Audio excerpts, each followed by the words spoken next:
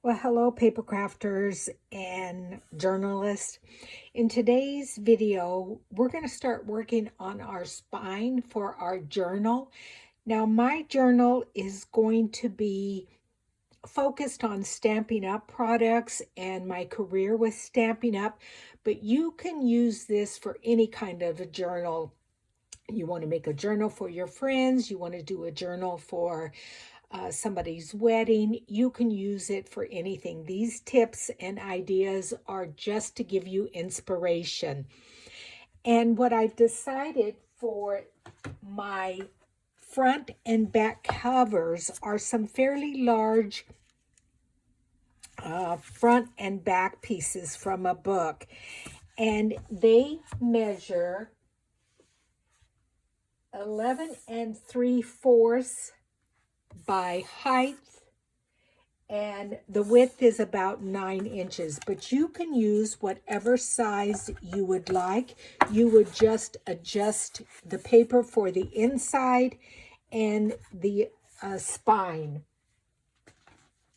Now, what I did to get that front and back cover is I'm going to show you with this small little book.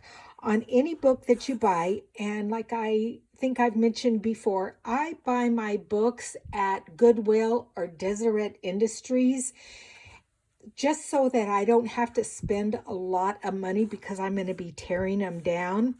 But on any book that you buy, if you open up the front and back cover, if you look inside there, you can see there's a little bit of a space here.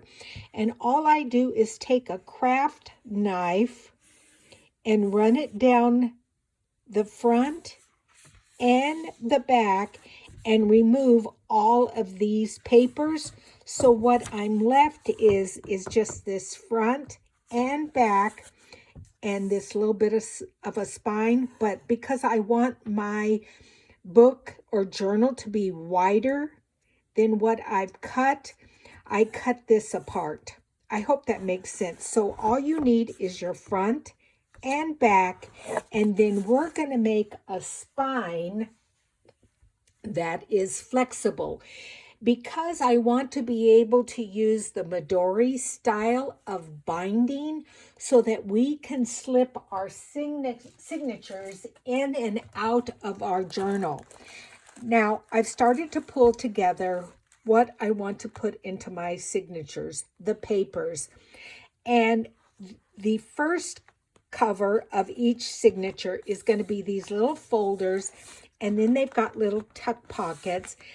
And then, like I said, all of my paper I'm starting to gather, but we will go over that in another video.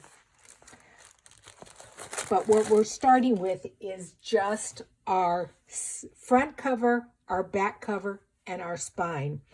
Now, this material here is a napkin that I bought at Hobby Lobby, just a few days ago. And again, you don't have to spend a lot of money. This was in their clearance section. It was in the Christmas area, and it was a set of 2 napkins. They have one with gold and one with green, but they were 90% off. So I think I paid 80 cents for 2 napkins, which means one napkin was only 40 cents. And what I've done is I have cut it down to the measurement of what our spine is going to be. And our spine is going to be 12 inches in height. Now, I did it a little bit taller. Like I said, my book is 11 3/4, but I wanted to make sure I had plenty of room. We can always trim it down if we need to. And the width is 5 inches. And the reason I've done it wider than the 3 inches that I want for my spine is, let me show you, is once we start to add it to our front and back cover, we'll want to glue it about 1 inch on one side and 1 inch on the other side. So then we will have about a 3-inch spine to put our signatures in. So that is going to be our first part. Now I'm going to step away. I'm going to add some heat and bond on the back of this and to strengthen it up, and I will come back and show you that, and then how we're going to decorate that also. So this is the heat and bond that I was talking about that I ironed on to the back of my material, and this is what it looks like. So on one side it's smooth, and on the other side it's textured and kind of like a plastic. So when you iron it onto your material, it bonds to the material. You can see that. I don't know if you can see that up close, but you can feel it's textured. So what I've done is I went ahead and ironed it onto my material, onto the back. So I have my paper here, and all you have to do is pull away the paper itself.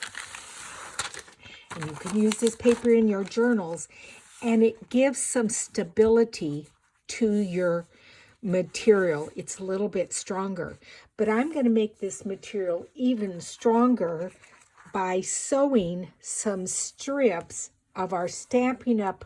Ribbon down it for some decoration. So I will come back in a minute and do that. Now, if you don't have a sewing machine, you can also glue your ribbon down. You don't have to sew it, but I'll be back in a second with that.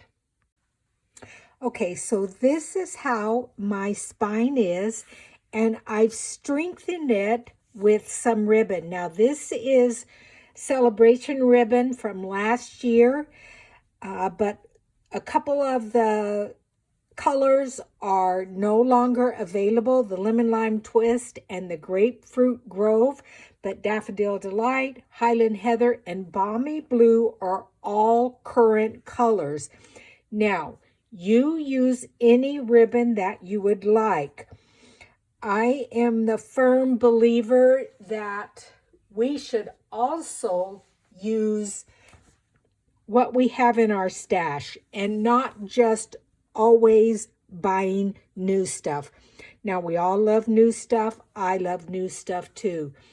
But there's a time when you have to use new and old together, and I promise you it's going to be beautiful.